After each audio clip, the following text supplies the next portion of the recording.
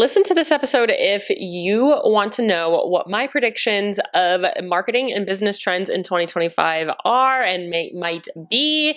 I am so excited for this episode. It's one of my favorites every single year. It might be like my fourth, maybe fifth. How many years have I been podcasting? Since 2020? I don't know if I did it in 2020 or 2021, but you can always go back and re-listen to what my marketing trends were for past years and what I kind of expected. Honestly, there is a lot of shifts happening in the business world right now. There is a lot of things that are coming through. There's a lot of changes that are happening. There's a lot going on in the business and the marketing space. I'm really excited for 2025. I do feel like this next year already has such an interesting energy about it. I can feel it with people reaching out to me. People are already taking really bold action. I do think there is a little bit of hope for the economy to start kind of turning around. So I think there's a lot of elements there, with consumer spending kind of up a little bit from what they expected even through the holidays. And so I do think that 2025 is going to bring some really incredible things in business and marketing, but I can already see so many of people in my community, so many of my clients really starting to feel that energy, feel that pull into what this year might look like. Today, I want to talk about what my top trends are and kind of like my predictions, my business, my marketing trends. It's not even trends, it's really just like predictions and what strategies are going to work. If you're new here, my name is Madison Page. I am a business growth specialist. I work with product-based business owners primarily to help them grow their business through online channels by building a ride or die community around your brand. I'm all about freedom. I'm all about kind of building a balance-based life while being a small business owner. But what we really focus on around here is building that ride or die obsessed community around your brand. And that might just be one of my trends. It's not going away anytime soon. If you want to come hang out with me at This Is Madison Page on Instagram, you can definitely go over there as well. So as I go down this list, my people that are always listening to my podcast are going to see some similarities in things that I talk about, as well as just some strategies and tactics that I think are going to be completely new in 2025. I'm really excited about it. I think marketing is becoming deeper. It's becoming a lot richer. It's becoming a lot more, there's a lot deeper of topics that are necessary in your marketing. Why that is because in these last 3 to 4 years, more people are consuming information online than ever before. The consumer is smart. It's harder to actually emotionally sell to people than it ever has been. Why that is because people are smart. There's so many options around. There's a lot of products in people's faces, and it is your responsibility to create a connection that's a little bit deeper than it has been in the past. 2016, 17, 18, 19, it was pretty easy to build this community around, look at how great my product is, go and buy it. Having a good aesthetic, you could build a community. The algorithm would push that out and it would gain some traction a little bit easier. Here in 2024 and 2025, looking forward, we need to be more strategic about how we're doing this. People want answers. They want to know where your ingredients are from. They know a lot of ingredients in your products. Because there's TikTok and Instagram and so much at our fingertips, there's a really strong understanding of what people are buying in the skincare world, in the candles world, in fashion, in all of that. People are smarter than they ever have been with consumerism because there's so much more at their fingertips of people saying, hey, polyester is just plastic. You don't want to buy clothing that has this ingredient. You don't want to buy food that has this other ingredient. So many people, there's so much information, which is good and bad for society, right? It's what is causing so many people to have such racing thoughts is because there is literally so much information at our fingertips. It's also allowed us to be smarter consumers. And so you'll see that as kind of a theme throughout 2025 in my trends and what I really see that's going to happen. But at the top of this list is that values behind your brand and the meaning behind your brand is going to be more important than ever before. With Gen Alpha, Gen Z, and millennials kind of fully coming into the workforce or into kind of the consumer age, we're really able to see that people care a lot more about the meaning behind things. They care about the depth. They care if they have a shared value with their brand. And so no longer are people really worried about what the brand name actually is. Again, they're worried about the sustainability. They're worried about the health of it. They're worried about the ingredients. They're worried about how clean it is. They are a lot more mission driven. And now that doesn't mean everybody cares about sustainability, but everybody cares about something. They care about the actual meaning and the values behind your brand, and they want to work with brands that have similar values to them. And when I say work with, they want to buy from brands that are actually going to be supporting their values in other ways. So that means that for small businesses, for big brands, whatever it is, we have to get clearer on what your brand stands for within your industry and how can people feel very connected to your brand based on those values. How do you build community? How do you make connection? Is by sharing values with people, by sharing similarities. And so we really have to show what it takes and what your brand is all about. Now, this doesn't mean that I want to see more political brands. It means that I see the depth behind your brand being really important. You know, again, the health, the sustainability, the ingredients that you have, the reason that you started, the overall mission that you're going after. Because at this point, you can go on Amazon and buy pretty much anything, unless you are inventing something, which can happen, but it is really hard at this point because so many things have been made. You can go online and find a solution on Amazon that's at your doorstep in 48 to 72 hours, if not overnight, right? Like sometimes you go and you buy and it's like, it'll be there by 7 a.m. Like, man, I don't need anything that quick, but you can get things at your fingertips.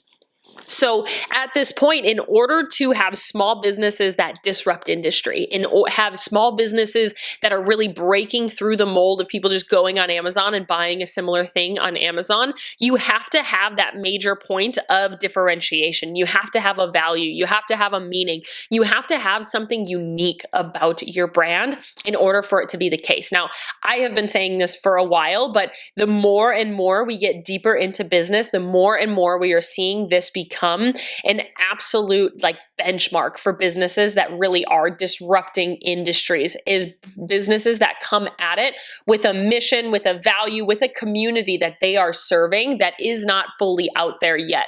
How you break through a saturated industry is you create your own industry by separating your business and your product apart from all of these other businesses and products. So if you sell candles, what's different about your candle than every other candle out there? If you sell jewelry, what message or meaning or difference are you going to have about your jewelry? If you sell clothing, what is that overall meaning behind your clothing label that you're starting? What is that call? What is that pull? And we're seeing that becoming more and more important than ever before.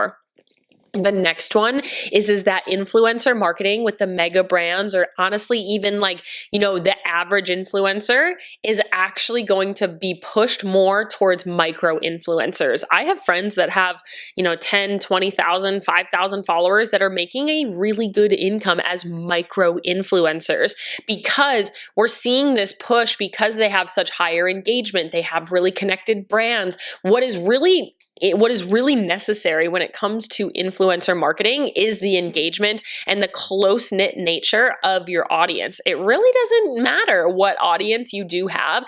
And I think so many people in 2024 woke up to the idea that average people are becoming content creators and making an incredible income becoming content creators. So many people are aspiring large influencers and content creators. So there's a lot of people out there that are trying to make it their day-to-day, their job, or just a side income, or making money through using social media, that there are more little subculture communities on social media than ever before. So again, looking at the foundations of your brand, having it separate, having it some sort of value, meaning, major differentiator. Who are your people? Really knowing your ideal customer and finding these micro influencers that are very similar and trying to build a community around the same people you are trying to build a community community on. And we're seeing that. I actually think that micro influencers are going to start to become much more of the go-to for especially small businesses, because even people with 50,000, 100,000 followers are charging a really high amount for a single post because they're seeing how lucrative it is. And so micro influencers have it's a little bit more cost effective, and they have a more niche community that you can be very specific of who it is that you're talking to. So if you're thinking of trying to do some collaborations, maybe some influencer marketing in 2025, let's start with micro influencers and see how you do there. The next one is AI is going to be absolutely mandatory with business and marketing in 2025. If you have not adopted AI into your day-to-day operations, whether it's for research, whether it's to look up keywords, whether it's to write your product descriptions, whether it is to help you edit videos, whatever that may be, you will need to use AI in 2025. I have a whole episode on a bunch of different softwares and a bunch of different ways that you can use AI that was probably posted a month or two ago. And it's really comprehensive of all of the ways that small businesses really can utilize AI, what my favorite ways and what my favorite softwares are for it. But artificial intelligence is not going anywhere. It's only making people more resourceful. Like, that era of tech is here and we are living in it. And if you don't adapt to it, you are going to be left behind, because people are going to start to be able to create so much more, so much quicker when it comes to AI, because there are people that are doing things for them. They can answer questions or they can check things off of their list. AI is doing that, whether that's improving your customer experience or whether it's improving your market research or whatever that might be. If you are using AI, you are ahead of the game. And in 2025, you will be in line with the game. Like, when anything that we are adopting, you want to try to be in those early adopters, but we're almost past early adopters at this point. Like, you should be using AI to some capacity, even if it's just as a search engine at this point. Go back and listen to that episode. It came out in probably November, or you can just search it on the Small Business Growth Podcast. Search up AI and how to use it in your small business. I have a full episode on it. It's not going anywhere in 2025. Every single software is starting to adopt something that has AI, whether it's a chat feature or it's like something new. Why that is because it is like the cornerstone of technology right now. It is what is going to become. It's just like when the internet came out, when Web 2.0 came out, people were super resistant, but the people that jumped on it and that really they were so resourceful and they were able to get a head start on everybody else that were kind of, staying a little far behind because they were nervous to adopt it. This isn't going anywhere. People have confirmed it. It's not going away, no matter if you like it or you're not. AI is mandatory moving forward. And honestly, once you start using it, you will see how resourceful it makes you. You will see how it does take things off of your list. Oh my gosh, I ask AI so many questions. And it's really been really fun to start adopting it from there. The next one is for community and connection with customers being king.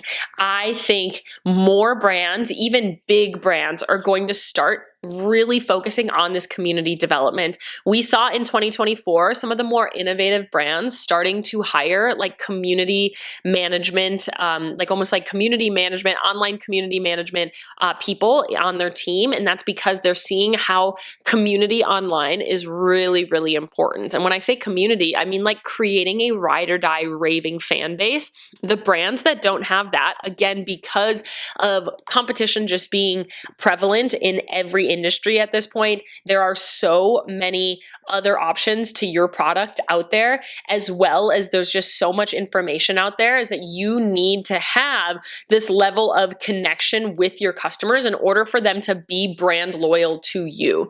You can, whatever it is, if it's soap, if you sell cups, if you are an artist, if you sell clothing, if you sell whatever it is that you sell, there's probably somebody out there doing something at least similar to it. We need for people to always want to come back to you. Why? Is because you have something that they really, really want. You have something, and whether that is just connection or community, you've provided them some information, you've provided them a space to have conversation. A lot of times that connection and that community with customers is going to be really, really important. I think big brands are going to start adopting this more. And I think for small businesses, I've been preaching community for a really long time, but it's going to become mandatory. My clients that are seeing the best results are the ones that are really prioritizing community involvement and community enrichment within their audience. They're giving back to their customers. Again, the people that are at the core area of like consumer spending right now are Gen Z and millennials at this point. Those people, they want to feel connected to a brand. They know that they can go on the internet and find a replacement for you. So we have to make you unreplaceable. We have to make you the only option for what they want because they love your brand. They love what you stand for. They love your values. They love your meaning. And they really want to support your product and keep pouring into that. So you have to know you're selling this product. What is it doing for your consumers? What is the benefit of it? What is it doing for them? And how can we market it to that?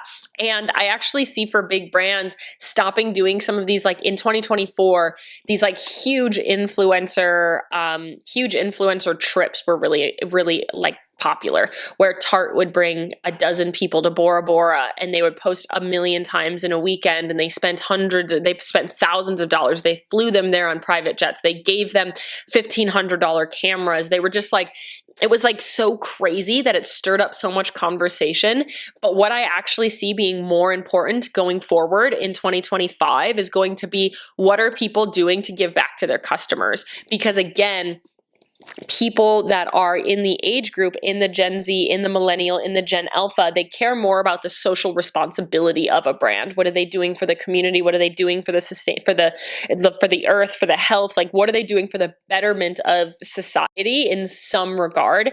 And I think that big brands are going to start transitioning those big influencer trips and actually doing more customer like giveaways and trips. And we started seeing it a little bit, but it's almost like, what would Sweet Life of Zach and Cody have? They had like some, what is that word that they always used? It was like you would enter all of these things, you would enter in, and then they would bring 2 people onto this cruise. Like, that is what's going to come back in 2025, is going to be more of that connection, that in-person touch, and that give back to the customers. Do I think from a business standpoint that is overly as lucrative as some of those influencer trips? Probably not, but I do think it'll garner more of those ride or die communities. Like, if you really think about it, the Tarte trips were for awareness. They were to get the brand out there. They were to associate these influencers that were some of the most influential influencers out there to be associated with the brand.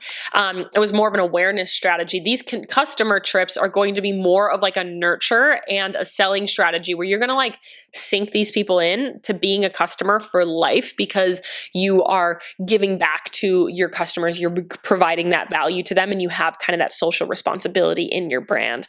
In 2025, I see personality in your branding being just that much more important, and I think it's going to become more and more trendy, where the brands and the new businesses that we're seeing, the new products that we see, the new brands that are coming into spaces and really disrupting industries are going to have a very strong personality. If you look at some of the brands that like really put their stake in the ground this year, Good Girl Pickles is a great example. They made the 30 under 30 Forbes list, and I think they did 1 round of products and sold out immediately. If you don't know the Good Girls Pickles story, so incredible. They would be a wonderful case study for me to cover.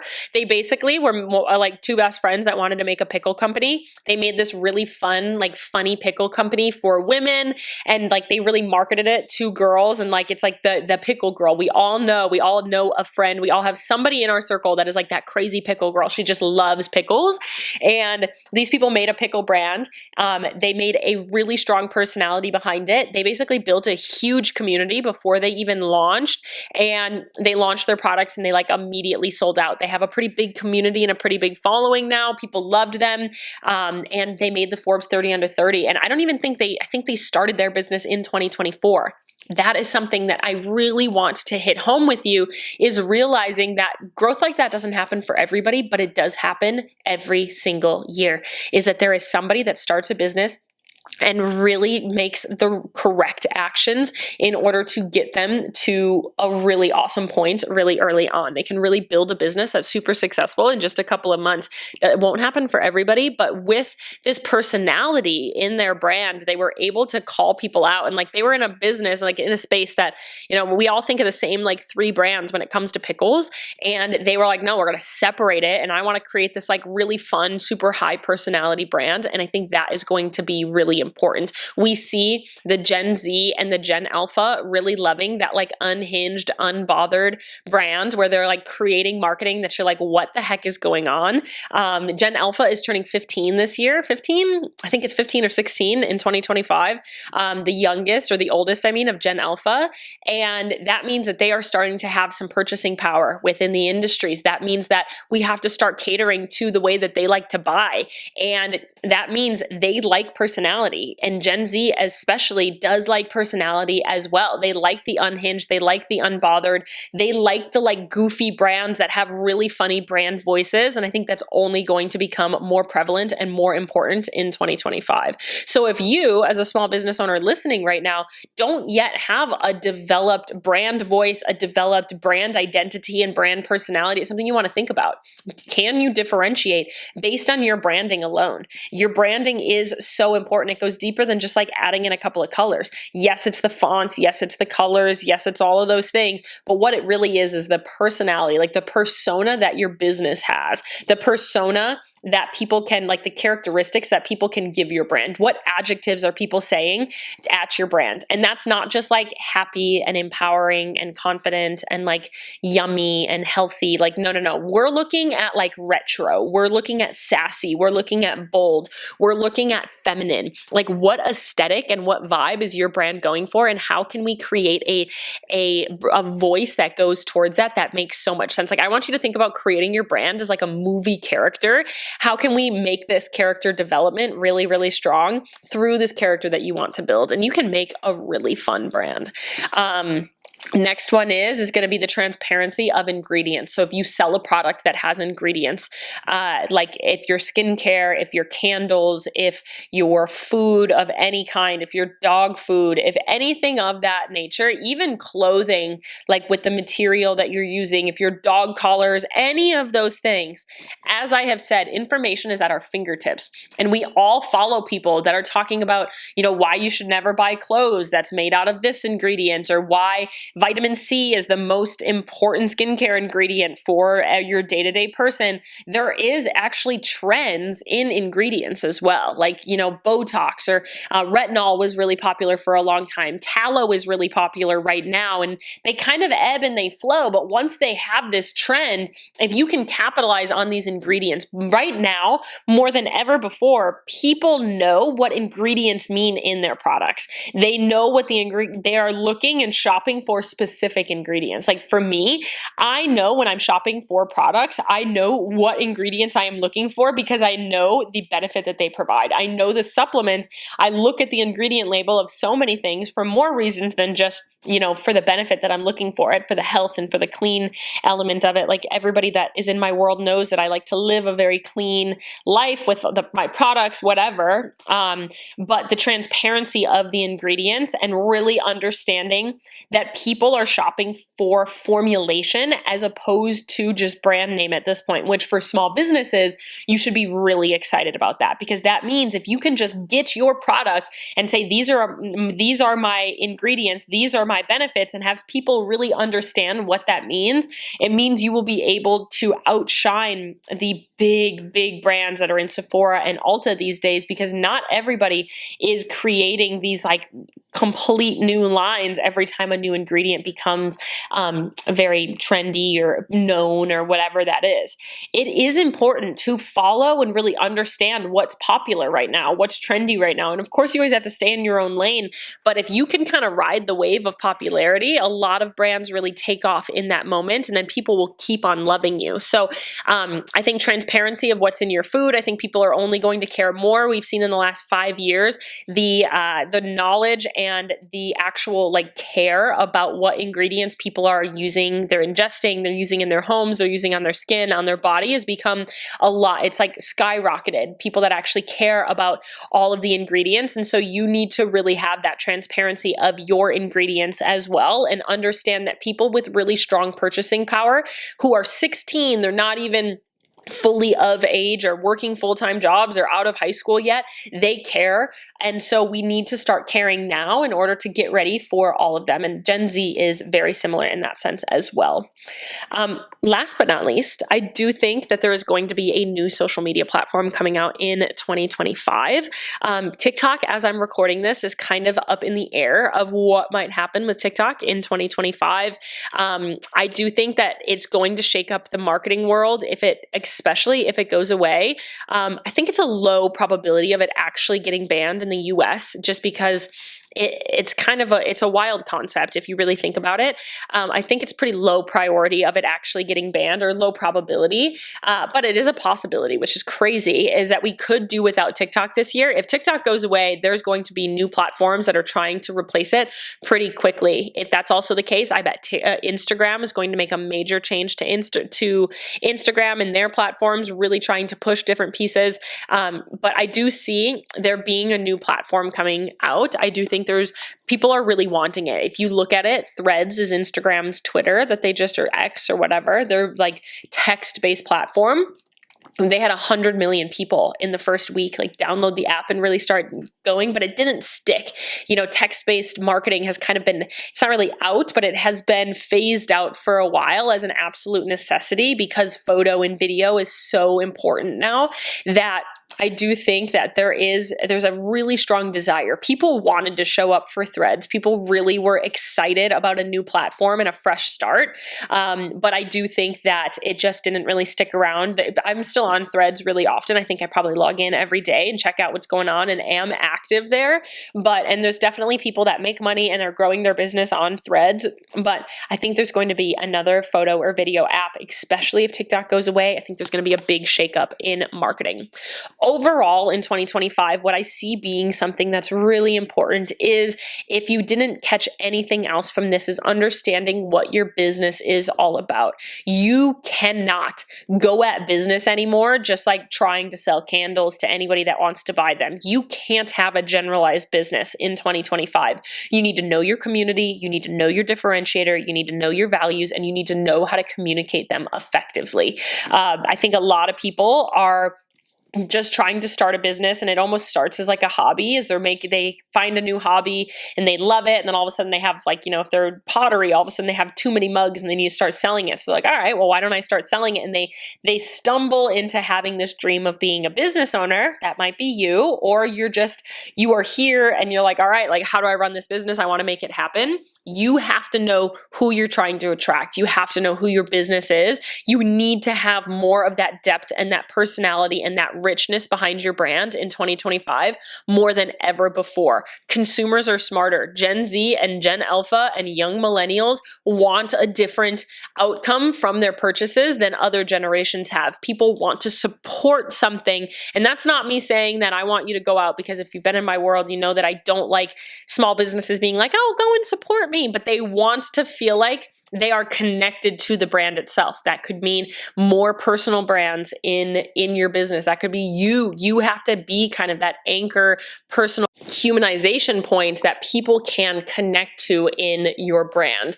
So looking forward to 2025, we want to think about richness. We want to think about how can we develop your brand into being deeper, into having, like, thinking more about who are you trying to attract? What really is your brand? What is your why? And how can we effectively really share all of those pieces about it? People people want to know what you stand for. They want to know your ingredients. They want to know what your values are. They want to know you as the business owner. How can we develop kind of more of that rich marketing, community, connection, whole vibe around your entire business model? That is what people are going for. If you look at this list, micro influencers have a very strong, really tight-knit community of those like subcultures, looking at the values and the meaning being more important than ever. It's so people can connect to you because you have separated yourself. AI is just going to make you more efficient and more resourceful. Personality in your branding is going to make people able to connect with you deeper and really stand out. Transparency of ingredients is going to show your value so people can really see what that looks like.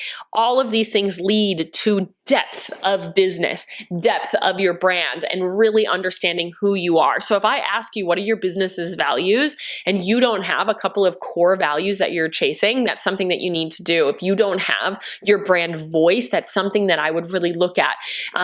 Going into 2025, if there's anything that you could really brainstorm, it's how can you create a richer brand that actually attracts those right people to your brand. These are my marketing predictions and business predictions going into 2025 with the knowledge that I have in business. I love to stay up to date on what the trends are, what people are seeing as being really important, reading different like publications or journals or all of that. And these are definitely things that we are seeing, as well as with my own clients. I am seeing my clients that adopt these things and that have either started with it from the beginning or they have really like made their switch into really adopting this when we work together. They are seeing the most results moving forward.